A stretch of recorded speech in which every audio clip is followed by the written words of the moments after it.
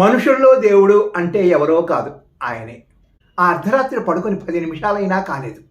ఓ యువకుడు వచ్చి తలుపు తట్టాడు. సార్, ఒక నిండు గర్భిణి ప్రసవంతో చాలా బాధపడుతోంది. ఆమెను మీరే రక్షించాలి. దయచేసి రండి సార్ అని వేడుకున్నాడు. 70 ఏళ్ల కిందటి రోజుల్లో మహారాష్ట్రలో ఓ మారుమూల గ్రామంలో డాక్టర్ ఆయన. ఆ యువకుడితో పాటు వెళ్ళాడు. ఆ యువతికి 19-20 ఏళ్లుంటాయేమో. ప్రసవం చాలా కష్టమైంది. కొన్ని గంటల పాటు వైద్యం చేశాడు ఆయన. తెల్లవారుతుండగా డాక్టర్ చేయి పట్టుకుని ఆమె ఇలా అడిగింది దీనంగా, డాక్టర్ గారు, నన్ను బతికించకండి, చంపేయండి. నేను పేదదాన్ని, భర్త వదిలేశాడు, పుట్టబోయే ఈ బిడ్డను కూడా నేను సాకలేను అంటూ బోరున విలపించింది. ఆయన కదిలిపోయాడు. అమ్మా, మేమున్నది బతికించడానికే, చంపడానికి కాదు. ప్రసవం జరిగింది, ఆడపిల్ల పుట్టింది. ఆనందించాలో బాధపడాలో ఆ యువతికి తెలియలేదు. ఆయన అన్నాడు, అమ్మాయి, నువ్వు భయపడద్దు. నీ దగ్గర ఫీజు ఏమీ నేను తీసుకోను.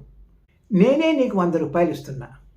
దగ్గరలో ఉన్న పూణేకి వెళ్ళి అక్కడ నర్సింగ్ కాలేజీలో ఓ గుమాస్తాను కలువు. నా పేరు చెప్పు. ఆ తర్వాత ఆమె పూణేలోని నర్సింగ్ కాలేజీకి వెళ్ళింది. ఆయన పేరు చెప్పింది. డాక్టర్ గారు పంపించారు అనగానే ఆమెను నర్సింగ్ కాలేజీలో చేర్చుకొని ఒక 8 నెలల పాటు ట్రైనింగ్ ఇప్పించారు. ఆ తర్వాత ఉద్యోగం కూడా ఇచ్చారు. 25 ఏళ్ళు గడిచిపోయి ఆ డాక్టర్ సీనియర్ ప్రొఫెసర్ అయ్యాడు.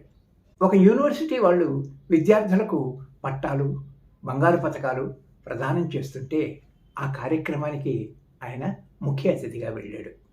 అది పూర్తయింది. చంద్ర అనే యువతి వచ్చి ఆయన్ను తమ ఇంటికి రావలసిందని పట్టుబట్టింది. స్వతహాగా సున్నిత మనస్కుడు ఆయన. ఆమె మాట కాదనలేక వెళ్ళాడు. అక్కడ నడి వయసులో ఉన్న ఒక ఆవిడ ఆయనకు టీ ఇస్తూ తమది ఒక పల్లె అని, తమ ఇంటికి సంబంధించిన వివరాలు చెప్తుండగా ఆయన ఆలోచనలు వెనక్కు వెళ్ళాయి. ఇంతలో హఠాత్తుగా ఆమె, ఆ యువతి ఆయన కాళ్లకు నమస్కారం చేశారు. ఏంటమ్మా ఇది అని డాక్టర్ అడిగితే, 25 ఏళ్ల క్రితం ఒక అర్ధరాత్రి డాక్టర్ గారు మీరే నన్ను కాపాడారు. అదిగో అప్పుడు పుట్టిన అమ్మాయే ఈ అమ్మాయి. మీరే మా దేవుడు. మీ పేరునే ఆమెకు చంద్ర అని పెట్టాను. త్వరలో మేం పేదల కోసం ఒక ఆసుపత్రిని కట్టబోతున్నాం. దానికి కూడా మీ పేరే చంద్ర అని పెట్టుకుంటున్నాం అని చెప్పారు.